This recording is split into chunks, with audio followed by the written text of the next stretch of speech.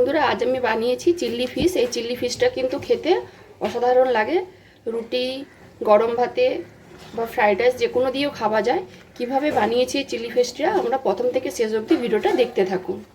নমস্কার বন্ধুরা, সবাইকে স্বাগত জানিয়ে আজকে আমি নতুন একটা ভিডিও নিয়ে এসেছি। আজ আমি বানাবো চিল্লি ফিশ। দেখুন, বড় বড় মাছের পিসগুলো নিয়েছি। এইবারের উপরে আমি ছালটাকে ভালো করে তুলে কুচিয়ে, এবারে দেখুন আমি ছুরির সাহায্যে উপরে মোটা আমি ছালটাকে কেটে তুলে নেব।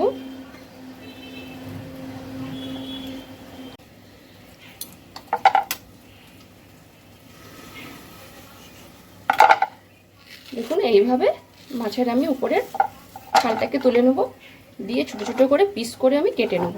এইভাবে কেটে নিয়েছি। আমি আরেকটা মাছের ছাল তুলে নিয়েছি, এটাকেও আমি কেটে নেব।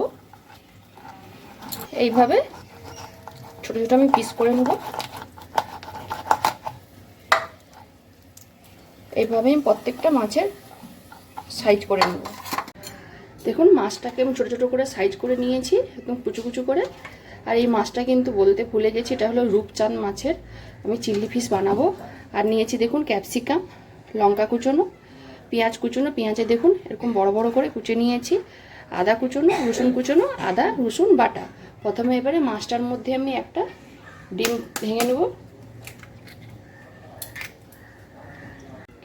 ডিম দিয়ে দিয়েছি। এবারে এর মধ্যে আমি একটু সাদা তেল দিয়ে দেবো, আর দিব নুন,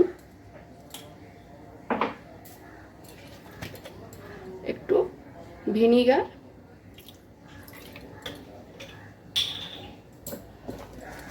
আর দিব কর্নফ্লাওয়ার।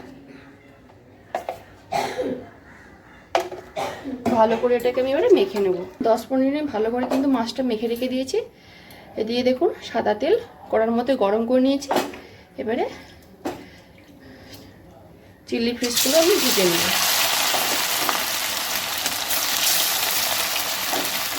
আমি লাল লাল করে ভেজে নিয়েছি। এবার আমি তুলে নেব। এইভাবে সব মাছগুলো আমি ভেজে নেব। মাছগুলো আমি সব ভেজে তুলে নিয়েছি। ওই মাছ ভাজার তেলে আমি একটা ফোড়ন দিয়ে দেবো, স্টার এলাচ। এবারে দিয়ে দেবো রসুন কুচি আর আদা কুচুনো। রসুন আদাটা কুচোনোটা আমি ভালো করে ভাজা ভাজা করে নিয়েছি। এবার দিয়ে দেবো আমি কাঁচা লঙ্কা কুচোনো আর ক্যাপসিকাম কুচোনো। ক্যাপসিকামটা ভালো করে একটু ভাজা ভাজা করে নিয়েছি। এর মধ্যে আমি সামান্য একটু হলুদ গুঁড়ো আর পরিমাণ মতো নুন দিয়ে দিই। এবারে দিয়ে দেবো কেটে রাখা পেঁয়াজ। ভালো করে আমি সব একটু ভাজা ভাজা করে নিয়েছি। এবারে আমি সস দিয়ে দেবো। দেখুন ডার্ক সস পরিমাণ মতো আমি দিয়ে দেবো, চিল্লি সস,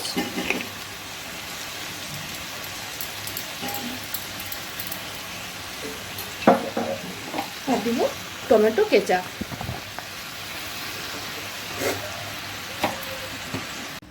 ভালো করে আমি সব সসগুলো মিশিয়ে নিয়েছি। এবারে ভেজে রাখা মাছগুলো আমি সব দিয়ে দেবো।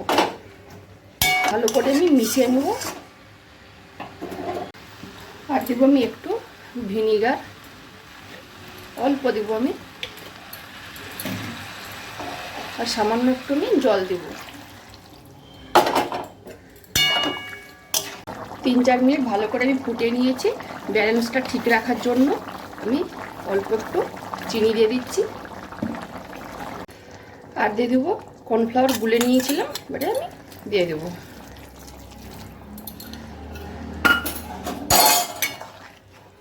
ভালো করে মিশিয়ে নেব। কর্নফ্লাওয়ার দিয়ে আমি আরও 2 মিনিট ভালো করে ফুটিয়ে নিয়েছি। আমার চিল্লি ফিশটা হয়ে গেছে। এবার আমি নামিয়ে নেব। চিল্লি ফিশটা আমি জায়গাতে ঢেলে নিয়েছি। একটু গার্নিশের জন্য উপরে ধনেপাতা কুচনো ছড়িয়ে দিব, যাতে দেখতে ভালো লাগবে।